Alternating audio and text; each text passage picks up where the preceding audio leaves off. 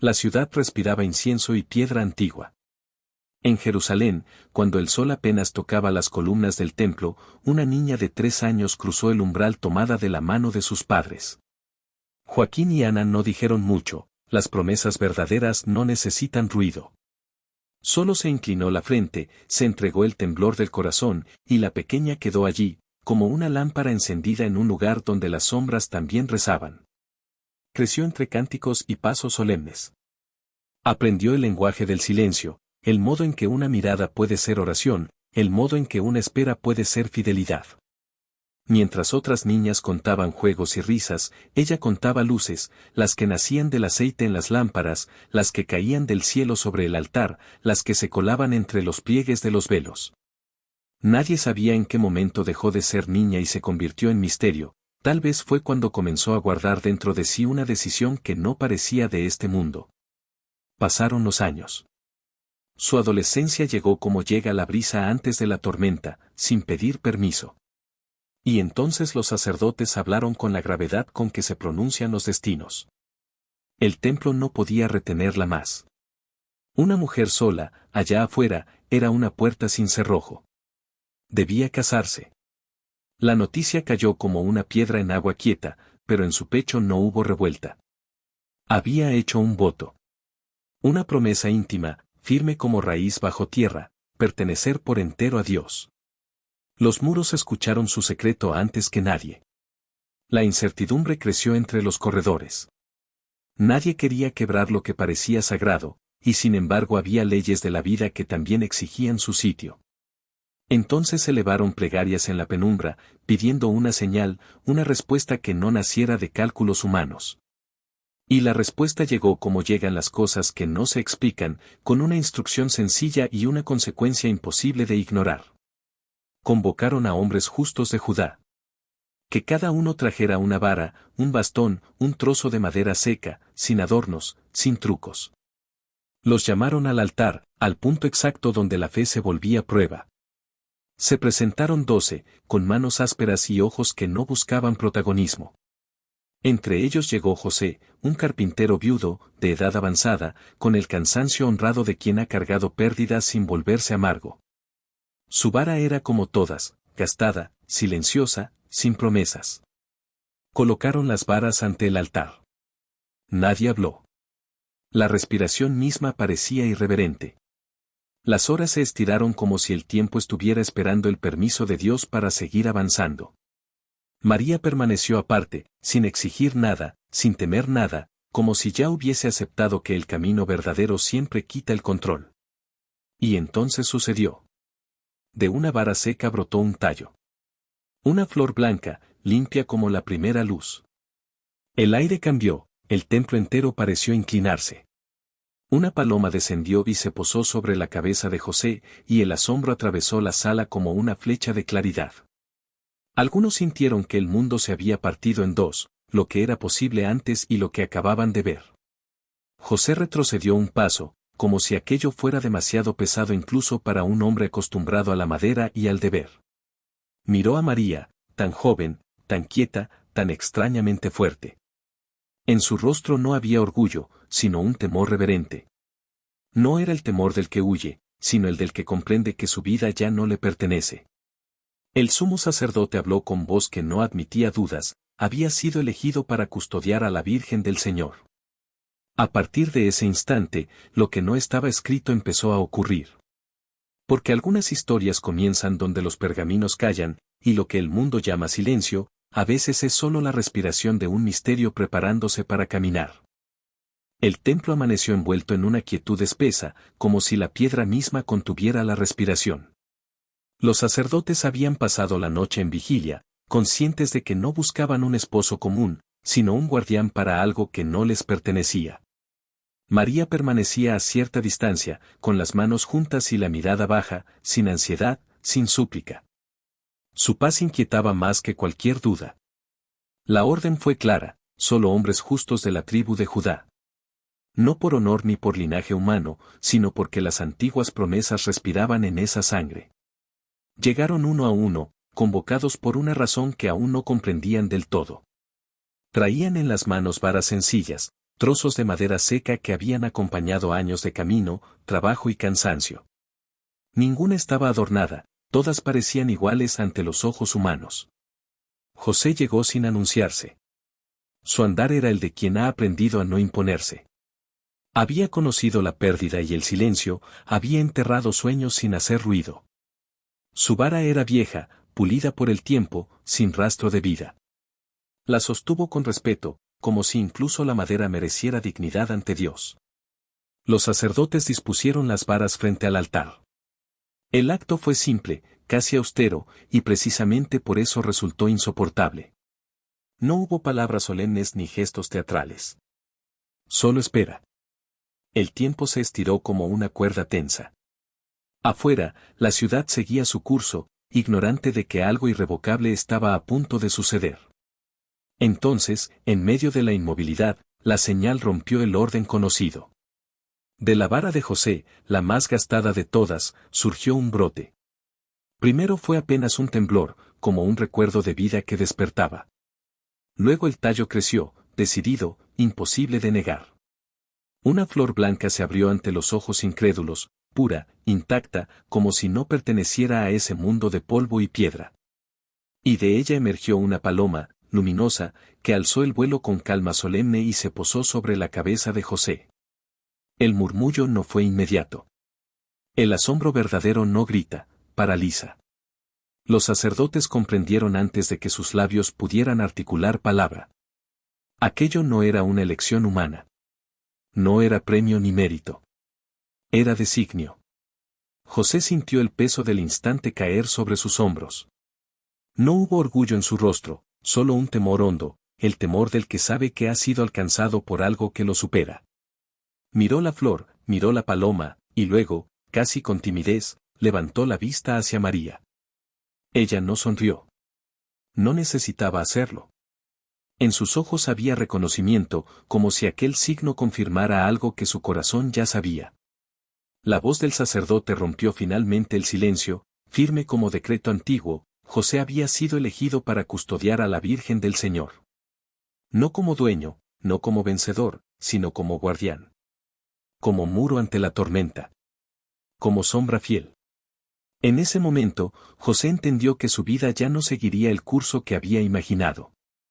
Ser custodio significaba renunciar a expectativas, aceptar miradas torcidas, cargar un secreto que no podía explicar. Pero también comprendió que algunas misiones no se eligen, se reciben. La flor seguía abierta sobre el altar. La madera seca había recordado cómo vivir. Y mientras el templo volvía poco a poco a respirar, el destino ya había echado raíces donde nadie las esperaba. Nazaret reposaba en la calma de una tarde común. Las sombras se alargaban sobre los muros de adobe y el aire llevaba el olor sencillo de la lana y la madera. María estaba sola en la casa, tejiendo en silencio, dejando que cada hilo siguiera su curso sin prisa. Su mente no vagaba, había aprendido a habitar el instante como quien cuida una llama que no debe apagarse. Entonces la luz cambió. No entró por la puerta ni por la ventana. Simplemente estuvo allí, llenándolo todo, sin herir los ojos, sin ruido. El espacio pareció ensancharse, como si la casa ya no pudiera contener lo que descendía. María sintió un estremecimiento profundo, no de miedo, sino de reconocimiento. Algo antiguo y eterno se acercaba. Ante ella apareció una presencia que no necesitaba imponerse. Su voz no cortó el aire, lo sostuvo. Alégrate, dijo, y en esa palabra había una promesa que superaba cualquier entendimiento. Has hallado gracia. El saludo cayó sobre María como un peso dulce. Su corazón latió con fuerza, no por vanidad, sino por la conciencia repentina de que el mundo había girado hacia ella por una razón que aún no alcanzaba a ver. El mensajero habló del Altísimo, de un hijo que sería grande, de un reino que no tendría fin. Cada palabra parecía demasiado vasta para una vida tan pequeña. María escuchaba, recogiendo cada sílaba como quien recoge agua con las manos, sabiendo que no podría retenerla toda, pero intentando no perder nada. Cuando oyó el nombre que debía darle al niño, sintió que ese nombre llevaba dentro el pulso de la historia misma. Entonces preguntó. No dudó, preguntó. Su voz no buscaba escapar, sino comprender. ¿Cómo podía suceder aquello si su promesa seguía intacta? El mensajero respondió con palabras que no explicaban del todo, pero iluminaban lo suficiente. No sería obra humana. El Espíritu del Altísimo la cubriría como sombra protectora, y lo que nacería sería santo. El tiempo pareció detenerse en ese punto exacto. María entendió que la pregunta verdadera no era cómo, sino si estaba dispuesta. Vio ante sí un camino que no prometía seguridad, ni comprensión, ni aplauso. Intuyó miradas duras, silencios incómodos, un futuro que exigiría una fortaleza desconocida. También percibió algo más profundo, que su vida, tan pequeña a los ojos del mundo, podía convertirse en morada de lo eterno. Pensó en su voto, en el Dios al que había entregado su aliento desde niña. Comprendió que la entrega verdadera no consiste en conservar, sino en abrir las manos. Y allí, en esa casa humilde, sin testigos, sin garantías, inclinó el corazón. Pronunció palabras simples, pero el universo las escuchó. Se llamó a sí misma sierva, no por humillación, sino por libertad. Aceptó que la voluntad de Dios se hiciera en ella, aunque no supiera hasta dónde la llevaría. En ese instante, algo invisible fue sellado. No hubo estruendo ni señales externas. Solo una paz profunda, densa, irrevocable. La luz comenzó a retirarse. La presencia se desvaneció sin dejar vacío, como quien cumple su misión y confía lo demás al silencio. María quedó sola otra vez, con las manos quietas y el corazón ardiendo. El mundo seguía igual, las calles, el cielo, la tarde. Pero todo había cambiado. Dentro de ella, sin ruido ni testimonio humano, la promesa había echado raíz. Y María, guardando el misterio en su interior, comprendió que desde ese momento su vida ya no le pertenecía, sino a aquel que había elegido lo pequeño para habitar entre los hombres. La noche cayó pesada sobre Nazaret. José permanecía sentado, con la espalda encorvada y la mirada fija en el suelo de su casa, como si allí pudiera encontrar una respuesta. Las palabras de María aún resonaban en su mente, claras y temblorosas. Ella no había llorado al hablar. No había suplicado. Había dicho la verdad con una serenidad que lo desarmó más que cualquier confesión desesperada. El embarazo era real. El riesgo también. José conocía la ley, conocía los murmullos que nacían rápido en los pueblos pequeños, conocía el filo invisible del juicio. Si decía que el hijo era suyo, cargaría con la vergüenza de haber faltado a una joven consagrada. Si declaraba su inocencia, María quedaría expuesta a una acusación mortal. Ninguna opción parecía justa. Ninguna parecía suficiente. Caminó de un lado a otro mientras la lámpara proyectaba sombras torcidas en los muros. Amaba a María con un amor silencioso, sin posesión. No podía permitir que la destruyeran. Tampoco podía mentir sin que su conciencia se quebrara. Entonces, en medio del peso insoportable de la decisión, eligió el camino más oscuro para sí mismo y el más seguro para ella. La dejaría en secreto. Desaparecería. Dejaría que el pueblo pensara lo peor de él. Que creyeran que había sido débil, irresponsable, indigno. Su nombre podía romperse, el de ella no. Ese pensamiento lo sostuvo cuando se recostó, agotado, con el corazón aún en vela. El sueño llegó como una frontera. En la profundidad de la noche, una claridad distinta se abrió paso. No fue confusa ni fragmentada. Fue firme. Una voz pronunció su nombre con una autoridad que no aplastaba, sino que levantaba. Lo llamó hijo de David, recordándole que su historia no terminaba en él mismo. Le habló sin reproche, sin urgencia, pero con una verdad que no admitía escape. No temas. Esas palabras atravesaron su miedo como una llave. El niño no era fruto de engaño ni deshonra. Había sido concebido por el Espíritu de Dios. María no había mentido. Su pureza no estaba en duda. Y él no había sido llamado a huir, sino a quedarse. Se le encomendó una misión, recibir a María, protegerla, poner nombre al niño y criarlo como propio. Darle un lugar en el mundo. Ser padre no por sangre, sino por obediencia. El niño tendría un nombre que pesaba como destino, salvaría a su pueblo. José sintió como el nudo en su pecho se deshacía. La vergüenza que había aceptado cargar ya no era necesaria. No debía desaparecer. Debía permanecer. El sacrificio no sería huir, sino quedarse y sostener un misterio que muchos no entenderían. Despertó antes del amanecer, con el corazón encendido y la duda extinguida. El silencio de la casa ya no era opresivo. Era firme.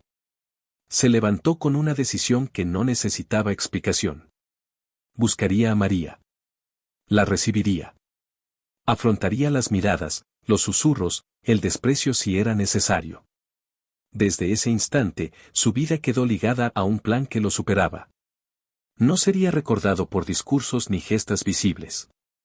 Sería recordado por su obediencia silenciosa. Y mientras el cielo clareaba sobre Nazaret, José comprendió que había aceptado algo más grande que su propio nombre, había aceptado custodiar lo que Dios estaba haciendo en el mundo.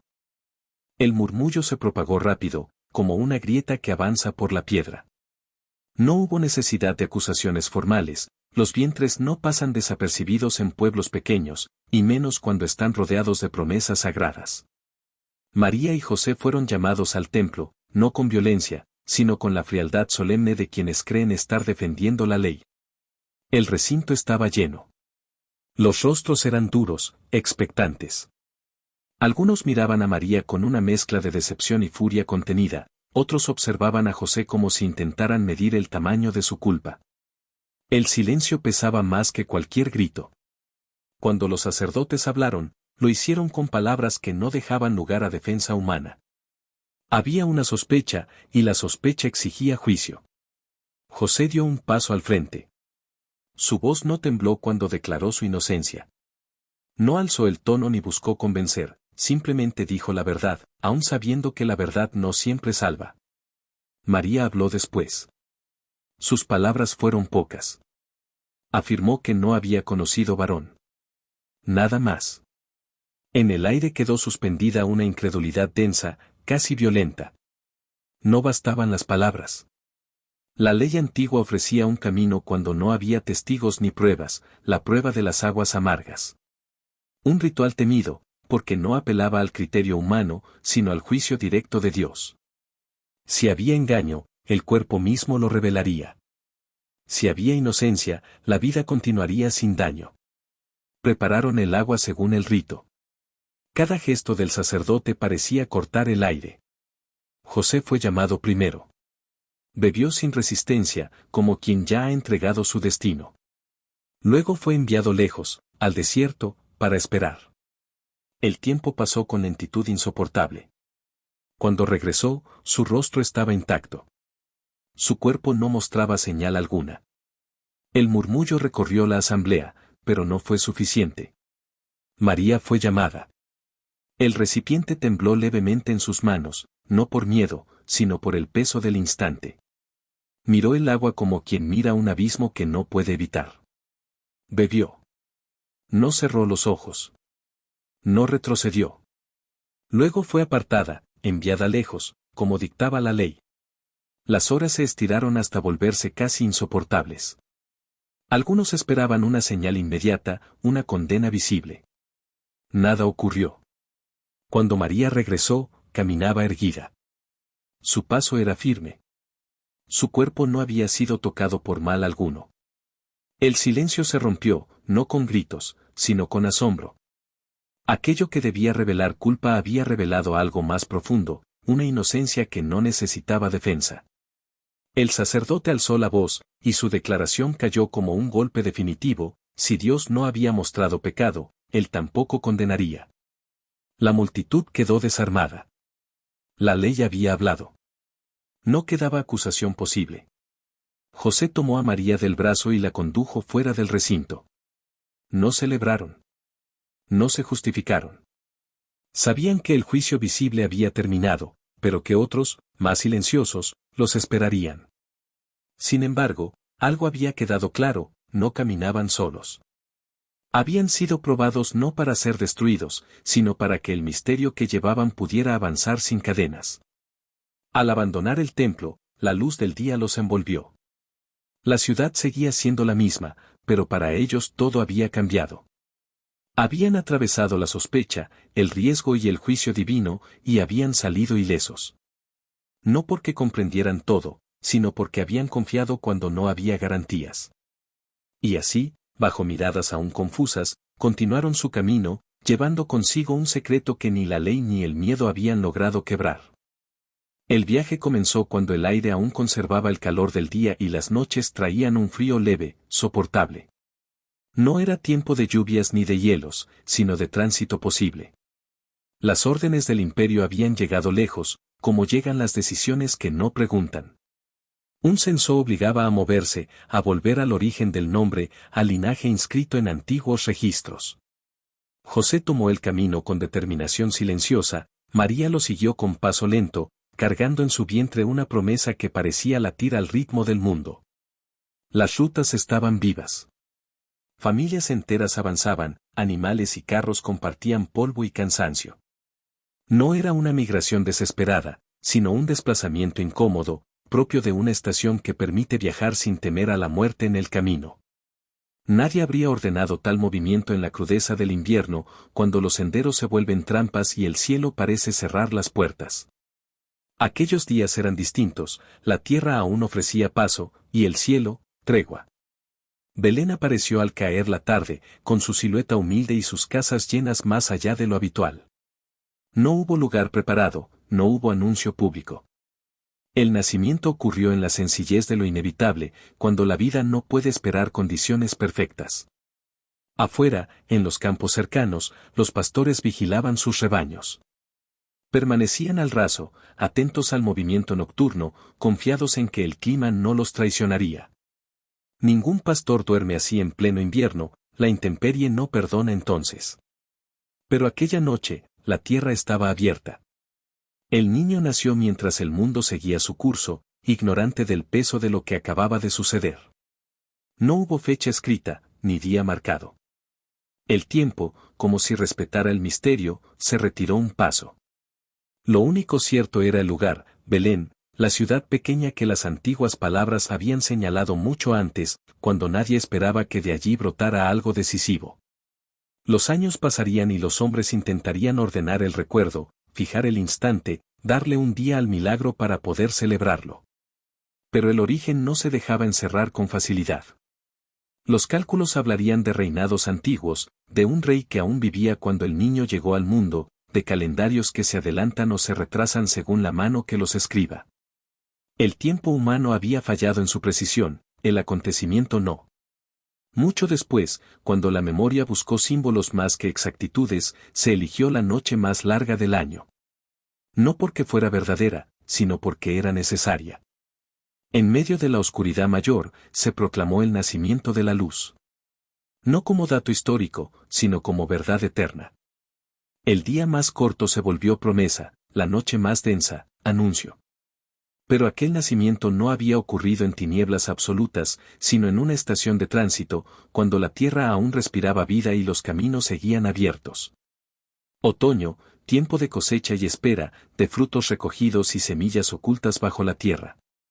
Allí, en ese equilibrio entre lo que muere y lo que se prepara para renacer, el niño fue puesto en brazos de su madre. María lo sostuvo en silencio. No preguntó por fechas ni por años. Comprendió que algunas cosas no necesitan ser medidas para ser verdaderas. El tiempo humano seguiría intentando alcanzarlo, corregirse, celebrarlo. Pero el misterio ya estaba completo. Había nacido cuando debía. No para encajar en un calendario, sino para habitar el mundo. 40 días habían pasado desde el nacimiento cuando emprendieron el camino a Jerusalén. El trayecto fue breve, pero el peso que llevaban no era ligero. María sostenía al niño con cuidado reverente, José caminaba a su lado, atento a cada paso. El templo se alzaba ante ellos como un corazón de piedra palpitante, lleno de voces, ofrendas y humo ascendente. Era un día como tantos otros para la ciudad, pero no para ellos. Entre la multitud avanzó un anciano. Su espalda estaba encorvada por los años, pero sus ojos brillaban con una lucidez que no pertenecía a la vejez. Simeón había esperado mucho tiempo. Había aprendido a vivir con una promesa que no caducaba, a levantarse cada día sabiendo que no moriría hasta ver cumplida una palabra antigua. Cuando vio al niño, supo. No necesitó señales ni confirmaciones. El tiempo, para él, se cerró como un círculo perfecto. Pidió tomarlo en brazos. María lo entregó sin resistencia, como si supiera que ese instante estaba escrito antes de su propio aliento. Simeón sostuvo al niño con manos temblorosas, y su rostro se inundó de una alegría que parecía venir de otra parte. Bendijo a Dios con una voz que no buscaba ser oída, sino cumplida. Dijo que aquella vida era luz, no para unos pocos, sino para todos, una claridad destinada a atravesar fronteras, lenguas y pueblos. Luz para los que estaban lejos. Gloria para los que habían esperado. José y María escuchaban, sobrecogidos. El niño, nacido en la humildad, era proclamado con palabras que abarcaban al mundo entero. Por un instante, la esperanza fue tan grande que pareció llenar cada rincón del templo. Entonces, el tono cambió. Simeón bajó la mirada, como si descendiera a una profundidad que nadie más quería visitar. Habló de caída y levantamiento, de oposición, de corazones que serían revelados. La luz no sería cómoda. No todos la recibirían. El niño dividiría, sacudiría, obligaría a elegir. Y entonces miró a María. Sus ojos se posaron en ella con una gravedad distinta. No habló del niño. Habló de ella. Dijo que una espada atravesaría su alma. No describió sangre ni heridas visibles. No era una amenaza corporal. Era algo más hondo, más lento, más inevitable.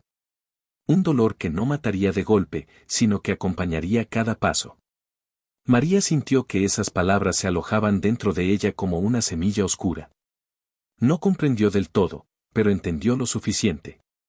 Ser madre de aquel niño no sería solo un privilegio, sería una comunión con su destino. Cada rechazo que él enfrentara, ella lo sentiría. Cada herida, cada soledad, cada clavo invisible, atravesaría también su corazón. No protestó. No pidió explicaciones. Aprendió ese día que el amor verdadero no protege del dolor, lo comparte. Guardó la profecía como había guardado tantas otras cosas, en silencio, sin permitir que la quebrara, pero sin negarla. La alegría y la sombra comenzaron a caminar juntas. Simeón devolvió el niño a sus brazos. Su misión estaba cumplida. Se retiró entre la multitud, ligero, como quien ha visto el amanecer después de una larga noche. El templo volvió a su ritmo habitual, ajeno al temblor que acababa de pasar. María sostuvo a su hijo con más fuerza. Lo miró dormir, pequeño, indefenso, luminoso. Supo que el camino sería largo y que el final no sería suave. Pero también supo que la luz que llevaba en brazos valía cada herida futura. Desde ese día, la espada invisible la acompañó. No la debilitó. La hizo permanecer de pie cuando llegara la hora. Porque el dolor anunciado no era el fin, sino parte del precio de una luz destinada a no apagarse jamás. Con el paso de los años, mientras el niño crecía y su nombre comenzaba a recorrer caminos ajenos al hogar, surgieron preguntas que no buscaban comprender, sino encajar el misterio en moldes conocidos.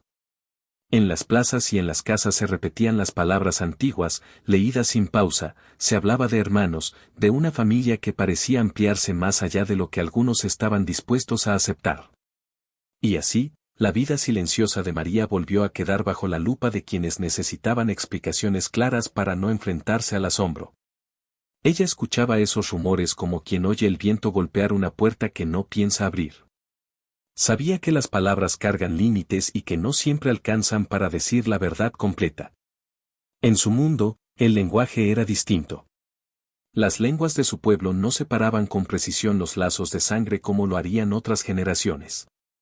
Hermano podía ser el hijo del mismo vientre, pero también el del mismo clan, el primo cercano, el pariente que creció bajo el mismo techo o compartió la misma historia. La familia no era un cálculo exacto, era una red viva. José comprendía esto mejor que nadie. Había llegado a la vida de María con un pasado que no necesitaba exhibirse. Antes de custodiar aquel misterio, había conocido otro hogar, otros hijos que ya caminaban por su propio destino. Para muchos, aquellos jóvenes eran hermanos del niño. Para José, eran memoria.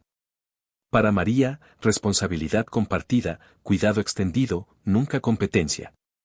Su lugar estaba claro desde el principio, y no necesitaba ser defendido con palabras. Pero incluso entre quienes no aceptaban esa posibilidad, la vida ofrecía señales que hablaban con más fuerza que los argumentos.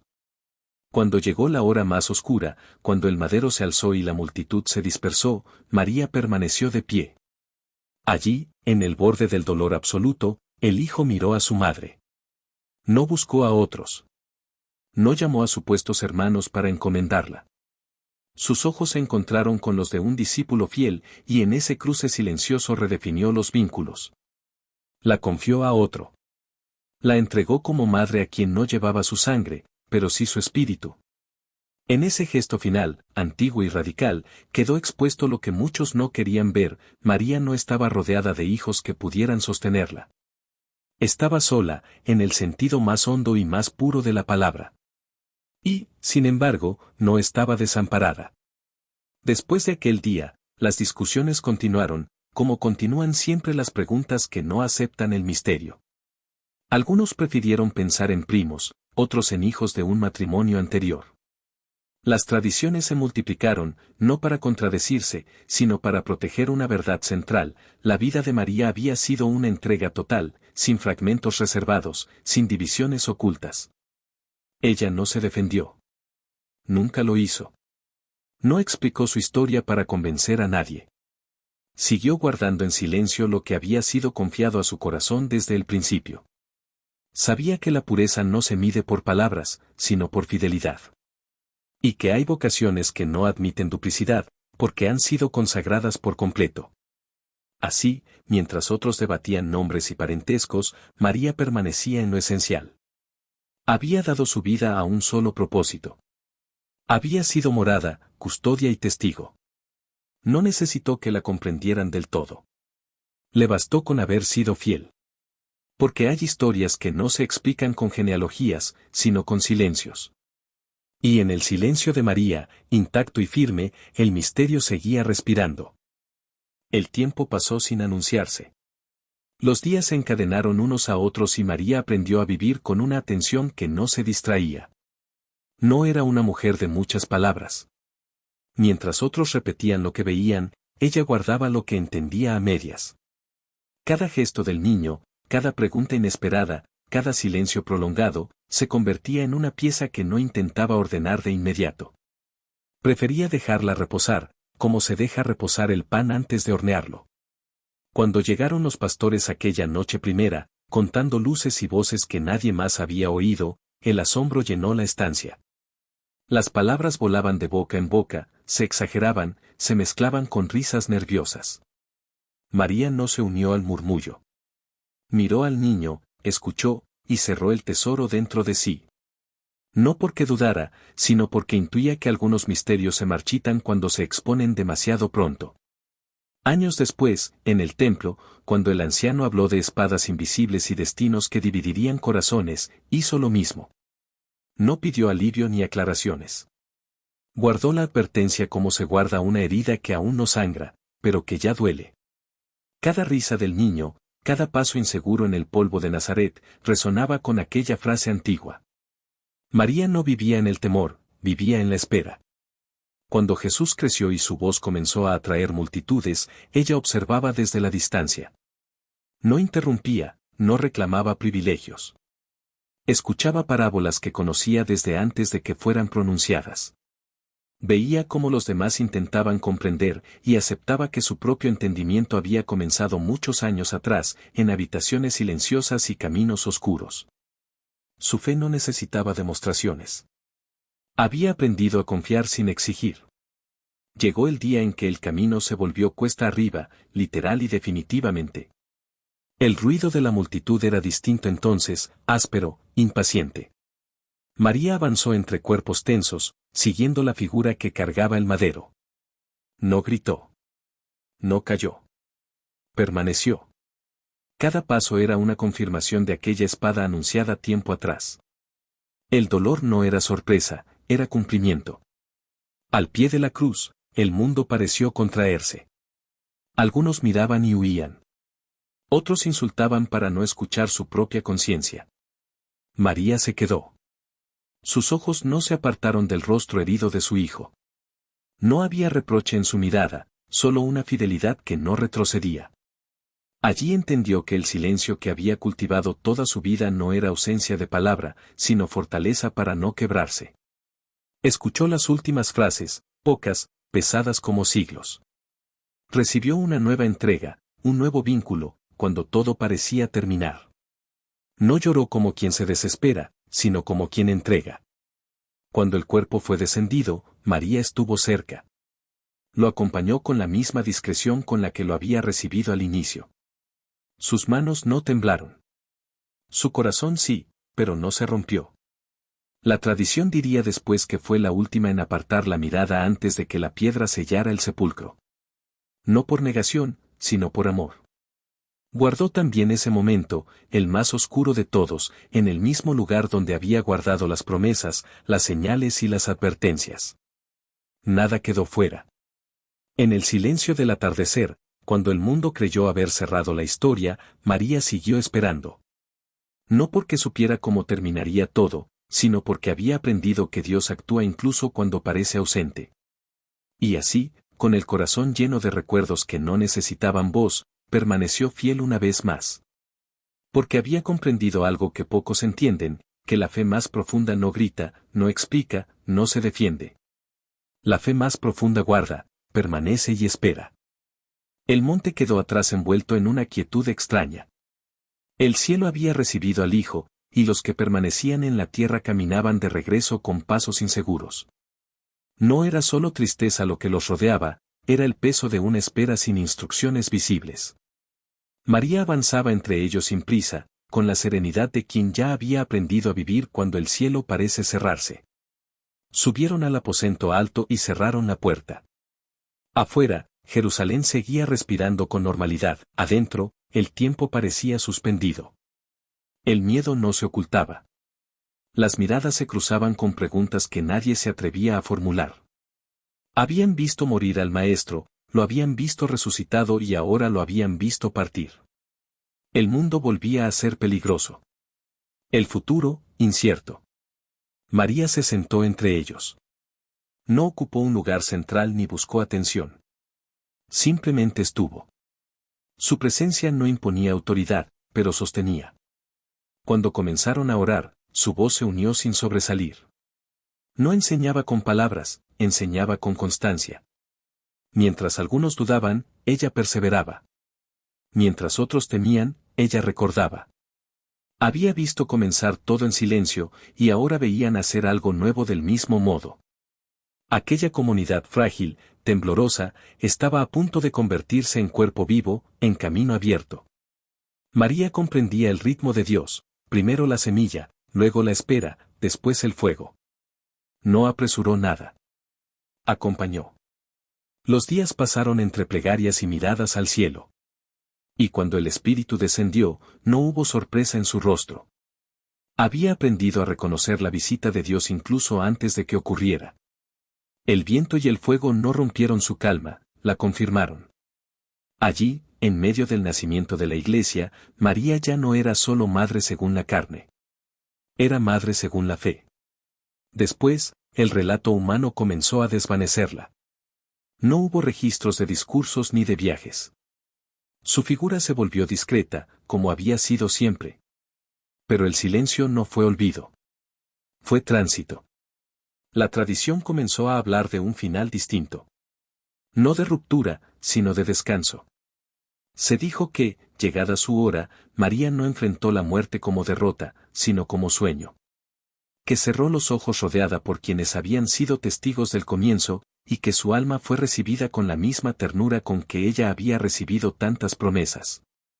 Se habló de una tumba vacía, de un cuerpo que no conoció corrupción, de una elevación que no fue huida del mundo, sino plenitud. La fe de generaciones fue dando forma a esa certeza, que quien había sido morada de lo eterno no quedaría prisionera de la tierra. Que el destino anunciado para todos había comenzado en ella. Siglos después, cuando los hombres buscaron poner palabras definitivas a lo que el corazón ya sabía, esa esperanza fue afirmada con solemnidad. No como novedad, sino como confirmación de una memoria antigua. María, terminada su vida terrena, había sido llevada a la gloria, entera, sin fragmentos. Pero más allá de declaraciones y fechas, quedó una imagen persistente, una mujer que comenzó en el silencio, permaneció en la espera y fue conducida a la plenitud. Una vida que no se aferró a la visibilidad, sino a la fidelidad. Y así, mientras la Iglesia avanzaba por caminos inciertos, la figura de María seguía presente, no como sombra del pasado, sino como promesa cumplida. No habló más. No fue necesario. Su historia había alcanzado su descanso. Porque quien aprende a decir sí en la tierra, aprende también a despertar en el cielo. El cielo se abrió como un velo rasgado, y la visión no descendió a la tierra, envolvió el horizonte entero. Apareció una mujer vestida de sol, no como adorno, sino como naturaleza. La luz no la iluminaba, brotaba de ella. Bajo sus pies, la luna quedaba sometida, medida del tiempo que ya no la gobernaba. Sobre su cabeza, una corona de estrellas trazaba un orden antiguo, 12 luces que recordaban promesas, caminos, nombres grabados en la memoria de un pueblo que había aprendido a esperar. La mujer estaba encinta. No en quietud, sino en tensión. Gritaba con dolores de parto, no por fragilidad, sino por la fuerza de lo que estaba por nacer. El alumbramiento no era solo biológico, era histórico, espiritual, cósmico. Delante de ella, un dragón rojo aguardaba con fauces abiertas, dispuesto a devorar al hijo en el instante mismo de su llegada. El mal no esperaba, acechaba. El niño nació y fue arrebatado hacia lo alto, protegido por una voluntad que no negocia con la violencia. Su destino era regir a las naciones con firmeza, no para aplastar, sino para enderezar. El dragón rugió, frustrado, y volvió su furia contra la mujer. Ella huyó al desierto, a un lugar preparado, no para esconderse, sino para ser preservada. Allí fue cuidada durante un tiempo marcado, un lapso simbólico donde la fe se aprende a sostener sin certezas visibles. La escena no se dejó encerrar en una sola lectura. Quien miraba con ojos estrechos veía a un pueblo perseguido, quien miraba con el corazón abierto reconocía un rostro familiar. Porque la mujer era más que una, era madre y comunidad, origen y continuidad. En ella convivían María y la Iglesia, sin confundirse, sin dividirse. Madre del Hijo y madre de los hijos, vientre que dio carne al Verbo y cuerpo que sostiene la fe a través de los siglos. El dragón no venció. Nunca vence del todo. Su guerra se prolongó, no contra la luz absoluta, sino contra la descendencia, aquellos que guardan la fidelidad cuando el mundo se cansa de creer. La mujer permaneció como signo. No reinó con espada ni gobernó con decretos. Resistió. Esa fue su victoria. Las generaciones la recordaron de distintos modos, como imagen en el cielo, como presencia en la historia, como refugio en la persecución. La vieron con la luna bajo los pies en pinturas y templos, no para exaltar su figura, sino para anunciar que el tiempo ya no tiene la última palabra. La vieron rodeada de estrellas para recordar que las promesas no se dispersan, se cumplen. La visión no cerró el relato, lo proyectó hasta el final de los tiempos. Mostró que la fe no es un instante, sino una travesía. Que el nacimiento verdadero ocurre en medio del conflicto. Que la maternidad más profunda no se limita a un hecho pasado, sino que se extiende como cuidado perseverante. Así, la mujer vestida de sol quedó suspendida en el cielo de la memoria creyente, no como un enigma insoluble, sino como una clave. Madre cósmica y comunidad fiel. María y la Iglesia, unidas en una misma figura que enseña sin palabras, resistir, dar a luz, huir cuando es necesario, permanecer cuando todo parece perdido. Y mientras el dragón sigue acechando, la luz no se apaga. Porque hay una fe que persiste hasta el fin, y una maternidad que no termina cuando el parto concluye, sino cuando la historia alcanza su descanso.